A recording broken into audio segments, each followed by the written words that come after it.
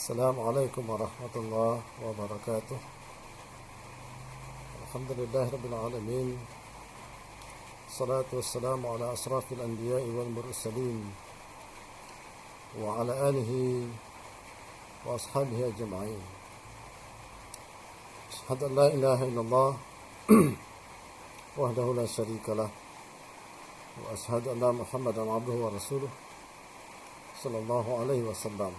Dan Nabi Abad Waba'at, tentu kewajiban bagi kita untuk bersyukur kepada Allah Subhanahu wa Ta'ala dan berselawat kepada Nabi Muhammad sallallahu alaihi wasallam. Pada satu kesempatan, seorang ulama bernama Sufyan bin Uyainah rahimahullah, beliau pernah mengatakan, asaddun nas hasratan yaumal qiyamah salasah. Orang yang paling besar penyesalannya pada hari kiamat kelak nanti ada 3 orang. Jadi di dunia dia mungkin merasa hebat, tapi kelak di akhirat ada 1 orang yang memiliki penyesalan yang sangat luar biasa sekali. Siapa dia? Kata beliau rahimahullah, Sufyan bin Uyainah, orang itu adalah yang pertama, rajulun kana lahu 'abdun faja'a yaumal qiyamah afdalu 'amalan minhu.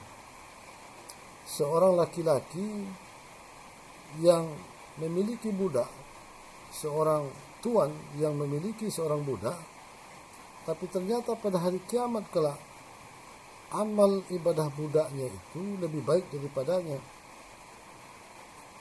Seorang tuan, seorang bangsawan di dunia, seorang majikan, seorang komandan, seorang pimpinan, tapi punya bawahan bahkan budak.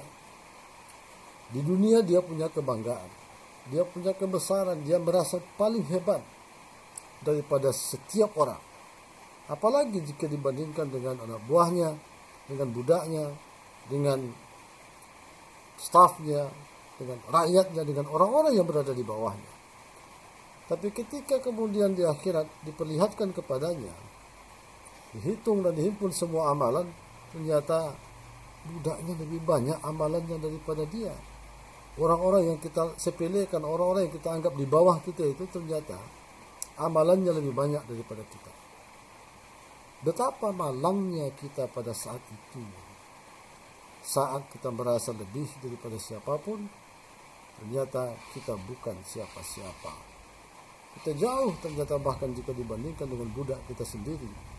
Itulah bentuk penyesalan yang sangat besar sekali. Makanya kemudian ketika di atas dunia ini sedang dalam posisi apapun kita, yang perlu kita bangun adalah bagaimana kemudian kita bisa menjadi orang yang baik, berusaha untuk menjadi sebaik-baiknya, dan alat ukur kemuliaan, alat ukur kebaikan bukan pangkat dan jabatan, bukan karena kita menjadi tuan, bukan karena orang lain menjadi anak buah, bukan karena kita menjadi majikan lalu anak orang lain menjadi bawahan kita, bukan karena itu.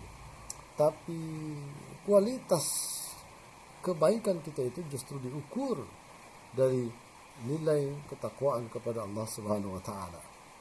Itu yang pertama. Mereka yang sangat besar penyesalannya di hari akhirat adalah mereka yang seperti seorang tuan yang memiliki budak, tapi amalan budaknya lebih baik daripada dia. Lalu yang kedua, kata Sufyan, wa rajulun lahu malun, seseorang yang memiliki harta yang berlimpah, tapi falam yatasaddaq, dia tidak pernah mensedekahkan hartanya itu di atas dunia. Famata, lalu dia meninggal dunia. Fawarasahu, lalu diwarisilah hartanya itu oleh para pewarisnya. Fatasaddaqa minhu, tapi kemudian mereka mensedekahkannya. Kita punya harta, kaya raya, malas bersedekah, meninggal dunia, harta diterima oleh ahli waris mensedekahkannya, pahalanya buat dia. Ternyata ketika dikumpulkan di akhirat, Ketimbang amal baik dan amal buruk, kita lihat ternyata harta kita yang luar biasa banyak itu justru kemudian mendatangkan manfaat bukan untuk diri kita sendiri yang memilikinya pada awalnya. Kita yang bersimbah peluh, yang mencari sedemikian rupa, ternyata tidak mendapatkan apa-apa. Mereka yang menerima warisan begitu saja kemudian justru mendapatkan pahala yang berlipat ganda dari harta kita itu. Ketiga, warajulun alim, seseorang yang punya pengetahuan. Dia alim, dia anggap punya pengetahuan yang besar. Lam yantafi' bi'ilmihi, tapi dia tidak mengamalkan ilmunya itu. Punya ilmu itu cuma buat orang lain. Dia sendiri tidak mengamalkan apa yang dia ketahui. Fa'allama ghairahu fantafa'a bih. Tapi dia ajarkan, dia tidak amalkan, tapi dia ajarkan kepada orang lain. Lalu orang yang menerima pendidikan dari dia, yang menerima pengetahuan dari dia itu fantafa'a bih, dia mengamalkannya. Maka saudara, agar kita jangan pernah menyesal di akhirat. Mumpung kita sedang berada pada posisi yang lebih baik, maka jadilah orang yang benar-benar baik dengan menunjukkan kualitas kita bukan atas dasar pangkat dan jabatan, tapi kemudian diukur oleh ketakwaan kepada Allah Subhanahu wa taala. Mumpung kita punya harta di tengah pandemi coronavirus disease 19 ini, banyak orang yang terpaksa kemudian menahan diri dari bekerja karena memang peraturan yang membuatnya, sehingga juga penghasilannya menurun. Kita punya, sedekahkan. Kalau tidak, nanti kita juga tidak akan bawa harta itu ke dalam kubur, lalu dinikmati oleh orang lain, dan orang lain mensedekahkan, pahalanya buat dia. Dan terakhir, kalau kita punya pengetahuan, maka amalkanlah pengetahuan itu.